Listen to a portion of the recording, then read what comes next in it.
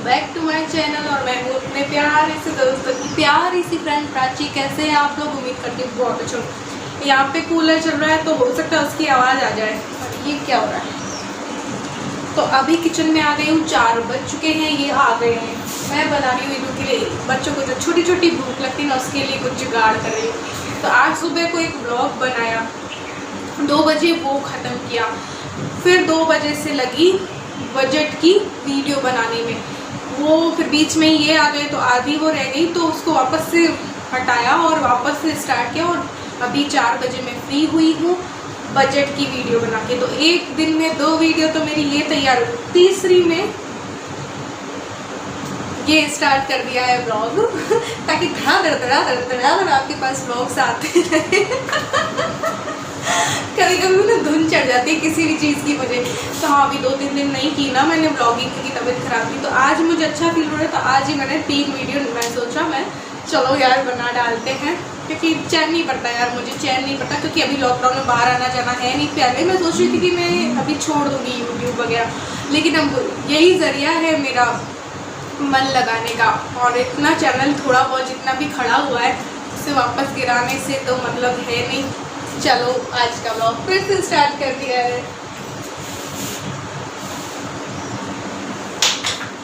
और एक good news भी बताऊं, मेरी अभी सैलरी भी आई थी 21 तारीख को। मुझे गूगल से जो है वो आया था मैसेज के सैलरी आ गई है अकाउंट में, 5-6 दिन में आ जाएगी। क्योंकि डॉलर होते हैं तो वो कन्वर्ट होके आते हैं। तो इस बार थोड़ा सा लेट आई, क्योंकि $100 होने में $1-2 बाकी रह गए थे इस वजह से। और ज़रूरी नहीं है कि हर महीने ही आती है भाई, जिस टाइम अच्छे व्यूज़ होते हैं, कोई पिछली वीडियो भी अच्छी चल रही होती है तब सैलरी आती है। तो यूट्यूब में पैसा कमाना बहुत इजी नहीं है, ये बात आपको बता दूँ बिल्कुल इजी नहीं है, मेहनत तो है।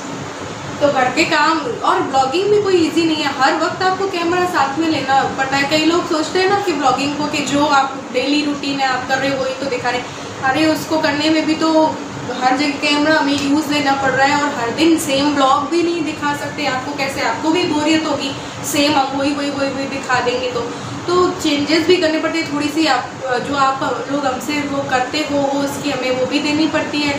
जैसे कि रिक्वेस्ट की तो वो पूरी करनी पड़ती है, आपने कोई रिक्वेस्ट की तो वो ज्ञान भी तो हमें देना पड़ता है। और ये जो ज्ञान देती हूँ ना, मैं बिन मांगी राय मैं नहीं देती हूँ किसी को। जितने भी मेरे पास कमेंट आते हैं, मेरे पास रिक्वेस्ट आती है, वही ज्ञान मैं बांटती हूँ फालतू का। क्योंकि मैं ऐसी बंदी हूँ कि ना मैं मुफ्त की राय मुझे चाहिए ना मैं देती हूँ। तो बिन मांगी राय ना तो मैं अपनी ज़िंदगी में चाहती हूँ और ना ही मैं किसी को देना चाहती हूँ। आप लोग मांगते हैं तो मैं आप लोगों को जो है वो राय दे देती हूँ। तो चलिए काम में लगते हैं। तो बस यहाँ पे इलू को कुछ बना के दिया। उसके बाद मेरे माइंड में कुछ चल रहा था, मेरे माइंड में हर पल कुछ ना कुछ चलता रहता है।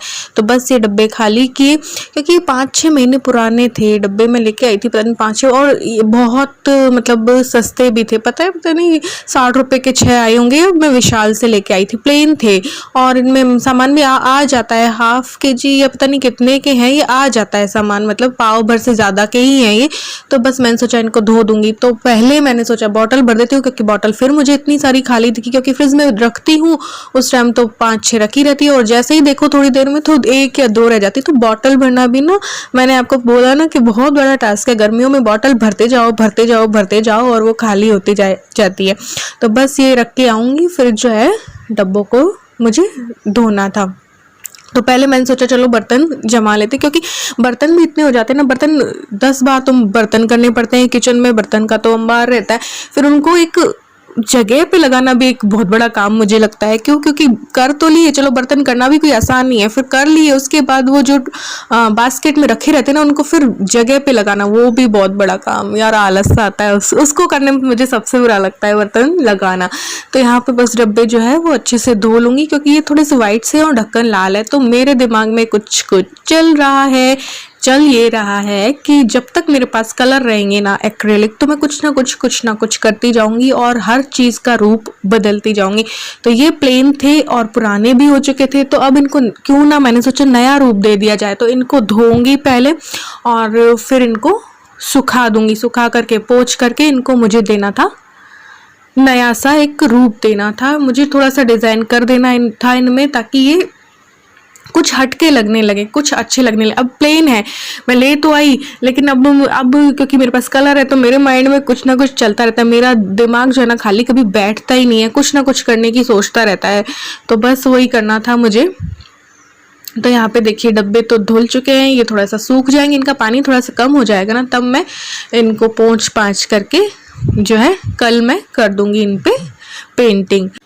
तो यहाँ पे मैं आई थी इनके लिए शाम का नाश्ता बनाने के लिए। तो पहले सोचा छोले ना कल, और मैंने थोड़े से बहुत पुराने वाले रखे थे तो वो मैंने भिगो दिए थे देखने के लिए कहीं इनमें कीड़े तो नहीं है। तो कीड़े तो थे नहीं, तो मैंने सोचा इनको उबाल करके इनके पराठे क्यों ना बना लूँ, क्योंकि देखो छोले खाकर तो बोर हो गए थे। तो मैंने सोचा इनके आज पराठे बनाऊंगी, बिल्कुल थोड़ा सा अलग हो जाएगा हटके। क्योंकि अभी ना इनको भूख लगी थी तो मैं बनाने वाली हूँ आलू की पकौड़ियाँ। क्योंकि इल्लू ने जब खाया था ना तब मैंने इनसे पूछा तो बोले नहीं मुझे बिल्कुल भी भूख नहीं है, मुझे कुछ भी नहीं खाना। फिर 5 बज गए होंगे उसके करीब इन्होंने बोला कि मुझे तो भूख लग रही है, या तो भेल बनाओ। या भेल के लिए फिर नमकीन नहीं थी, ख़त्म हो चुकी थी। तो फिर मैंने बोले चीला बना दो। तो मैंने सोचा कि बहुत दिनों से जो है आलू की पकौड़ियाँ नहीं बनाई थी तो वो बना देती। तो यहाँ बस बेसन छान के उसमें मसाले जो है वो ऐड कर रही हूँ और आलू की पकौड़ियाँ इनके लिए तल दूंगी। तो साथ ही में इतनी ज़्यादा मेरी हालत ख़राब हो रही थी क्योंकि एक दिन में 3 वीडियो बनाना, फिर तबीयत भी पूरी तरीके से ठीक नहीं थी। ये वही वाला दिन का व्लॉग है जिस दिन मैंने आपको ये दिया ना, ग्रीन कपड़े भी मैंने पहन रखे थे जिसमें पिज़्ज़ा बनाया था, वही वाला दिन है।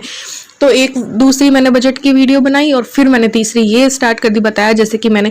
तो मेरी हालत जो है ना वो थोड़ी सी ख़राब सी होने लगती है। तो जैसे ही लेटती हूँ ना तो वैसे ही कुछ काम आ जाता है। तो बस चाय मैंने चढ़ाई, मैंने सोचा थोड़ा सा चाय पीने से ना थोड़ा सा एनर्जी आ जाती है और जो थकान होती है ना वो उतर जाती है। तो चाय मैं बस दूसरी बड़ी मुश्किल से लेती हूँ, एक सुबह की चाय ही लेती हूँ। तो यहाँ पे बस पकौड़ी डाल दूंगी। तो चाय और पकौड़ी का जो वो है मेल बहुत अच्छा है। तो मैंने सोचा चलो ये आए हैं तो मैंने भी बस एक सैलेड ही लिया था वो छोले वाला, उसके बाद मैंने कुछ लिया ही नहीं। और अभी भी मुझे बिल्कुल भूख नहीं थी, लेकिन हाँ सोचा ये होते ना तब मुझे लगता है कि हाँ चलो साथ में 1-2 पकौड़ी या 2-3 मैं भी खा लूँगी। वैसे वेट लॉस कर रहे होते हैं तो ऑयली चीज़ें नहीं खानी होती हैं। तो बस यहाँ पे पकौड़ियाँ ही तल रही थी तो बैठ के हमने सोचा खा लेंगे। तो बस यही हो रहा है, चाय और पकौड़ी शाम के नाश्ते में।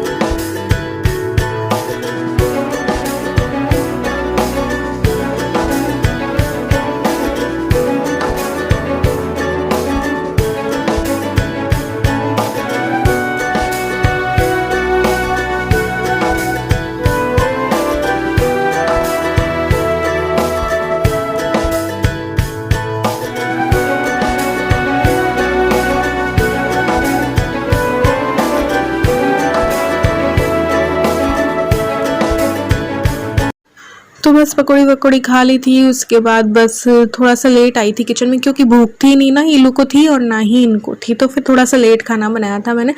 तो ये जो छोले मैंने उस टाइम पे उबालने चढ़ा दिए तो बहुत अच्छे से उबाले थे मैंने इनको, बहुत अच्छे से कि बिल्कुल मतलब बॉयल हो चुके थे, ज़रा भी इनमें वो हार्ड नहीं थे। तो फिर मैंने इनको जो है मिक्सी में डाल दिया, इनका मुझे पेस्ट बनाना था। तो वैसे तो हल्का फुल्का ही बस पराठा, दही भी था और ये कुछ भी ऐसे करके ओनली पराठे ही बनाए थे, आज मैंने सब्ज़ी नहीं बनाई थी। तो बस यहाँ पे छोलों को मैंने ग्राइंड कर लिया है, बिल्कुल भी पानी नहीं डालना है, बिना पानी डाले इनको ग्राइंड कर लेना है। तो छोले के पराठे बनाने थे मुझे। तो ये मैंने कढ़ाई पे तेल चढ़ाया, ये राई डाल दिए, ये हींग डाल दूंगी, साथ ही में प्याज डाल दूंगी। आप लहसुन डालना चाहें तो वो भी डाल सकते हैं। फिर इसे थोड़ी सी देर पका लेंगे और बस जैसे कि आलू के पराठे और बनते वैसे ही। तो बस ये वैसे तो उबले हुए ही हैं छोले, लेकिन मैं इसमें पहले हल्दी डाल दूंगी और फिर इसमें डाल दूंगी ये छोले जो मैंने ग्राइंड किए थे ना, छोले का पेस्ट, वो बिल्कुल देखिए सूखा है ये। तो ये मैंने डाल दिया और बस इसे अच्छे से पका लेंगे, मिक्स कर लेंगे। फिर इसमें मसाले भी सारे डाल लेना, आप चाहें तो हरी मिर्च डाल सकते हैं, आप चाहें तो हरा धनिया भी डाल सकते हैं। मेरे पास हरा धनिया था नहीं, तो यहाँ पे मैं डाल दूंगी टेस्ट के अकॉर्डिंग नमक, लाल मिर्च पाउडर और ये अमचूर पाउडर भी मैं डाल दे रही हूँ। आप चाहें तो कुछ वेजिटेबल्स भी डाल सकते हैं, ये कसूरी मेथी मैंने डाल दी थी। तो इसे भी अच्छे से अब मिक्स कर लेंगे। तो हमारे पराठों की जो स्टफिंग है वो तैयार हो गया। ये हो गया हमारा छोला पराठा। गरम मसाला वगैरह भी आप डाल सकते हैं चाहें तो, मैंने तो यहाँ पे नहीं डाला है, लेकिन गरम मसाला वगैरह आपको इस वेजिटेबल्स डालना डालना चाहें तो वो भी डाल सकते। तो ये हमारी स्टफिंग जो है वो रेडी हो चुकी है। तो बस आटा जो लगा के मैं पराठे बना लूँगी। ज़्यादा कुछ सब्ज़ी और तो मैंने बताया आपको बनाई नहीं थी, तो यहाँ आटा लगा के बस पराठे ही बनानी, जैसे आलू के पराठे बनते हैं, जैसे किसी और सब्ज़ी के पराठे बनते हैं, या बेसन का भी पराठा बनता है ना।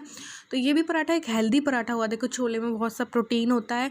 तो ये देखिए छोले का पराठा है ये।